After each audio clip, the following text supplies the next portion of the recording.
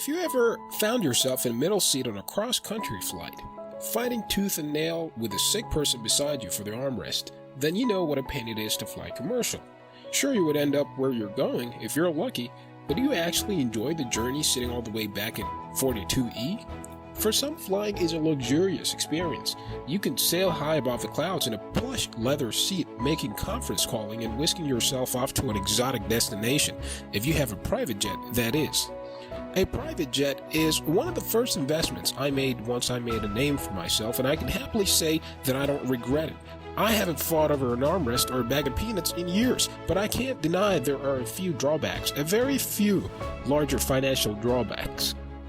Today, we are going to take a look at how much it truly costs to own a private jet. I will even include how much it costs yearly to fly and maintain the private jet that I own. So what exactly you have to do to maintain a private jet once you buy the actual plane. Private jets aren't a one-and-done situation. You have to pay for every takeoff, every landing, every bag of peanuts, and a bottle of wine. There are rent fees that you have to pay whenever your plane has a layover. There are landing fees which vary from $100 to $500 where you have to pay for every single landing that your plane makes. There are also hangar fees which cover the cost of parking your plane in a hangar. After you've spent $100 million on your plane, chances are you're not going to want it sitting out in the rain.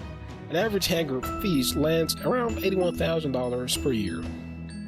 If you want your plane parked and ready to go at a hop-in airport like Los Angeles, they charge up to $12,000 per month, adding up to a staggering $144,000 per year. Of course, flying is considered a rather dangerous, so you'll need insurance, not just one kind.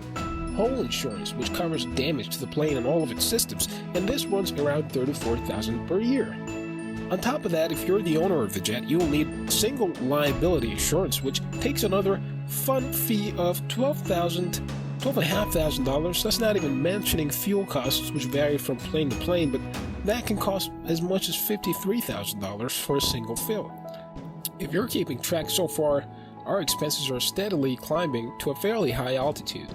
Now, sure, the plane is important, but unless you're a pilot, you're going to need a crew, and you're going to have to shell out quite a bit of money to keep them around. On average, you can expect to pay about $215,000 per year for a pilot, a co-pilot, and 2 flight attendants. You have to pay an overnight fees for your crew, which includes lodging, transportation, and food. If you're planning on staying at a destination for a while, you can send your crew back to your home base, but that will cost you a repositioning fee. On top of all of this, there are a few random outliers that go with operating such a complex piece of machinery. If you're flying to Florida in the middle of December looking to escape to a warmer climate, you'll have to pay a de-icing fee before your wheels hop off the tarmac. If something goes wrong with your jets, you can look at paying as much as $60,000 for a new windshield or $8,000 for a new tire. In other words, cross your fingers and hope that you're flying from a warm destination to a whole destination with no repairs in store. Now let's get down into the nitty-gritty, the price difference between aircraft. The most common private jet in the world is the Cessna Citation XLS, a small firecracker of a jet that can seat 8 people along with 4 crew members. This Cessna is a bit dated, but it's often graded and fitted with all new tech and luxurious touches. Buying an updated Cessna will cost you around $14 million. If you want to buy a 10-year-old basic model, it'll run you about $4 million. If you're flying around 200 hours per year, that's enough to jet from LA to London in about 15 times. It'll cost you around $805,000 to maintain the plane. That rounds out to be about $10.15 per mile. But maybe you want something a little nicer than an old Cessna Citation. Maybe you want something luxurious, like the Gulfstream 650. I can't say enough about this plane, which is actually the one I decided to purchase a year ago. This jet has a lounge area with a sofa and a flat-screen television. The Cadenza also has an added bonus, a wine cabinet. In my case, it's normally a nice white wine. There's also a dining room and a private stateroom, where a couch folds out in a double-sized bed. For being 30,000 feet above the ground, the bed is fairly comfortable, and I've had my fair share of nights in the Middle High Club.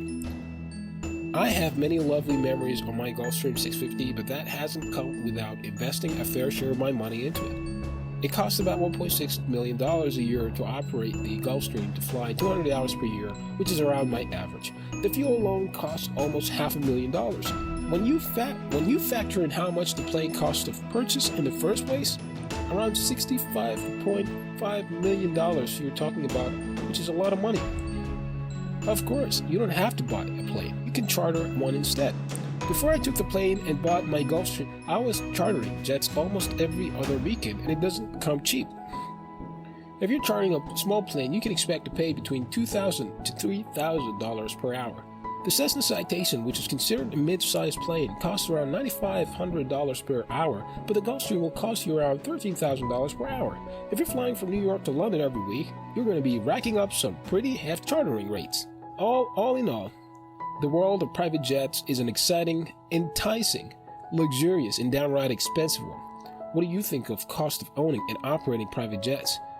Would you prefer to buy or wait? Let me know in the comments down below. As always, thanks for watching. If you enjoyed the video, make sure to leave a like and subscribe to Mo's channel.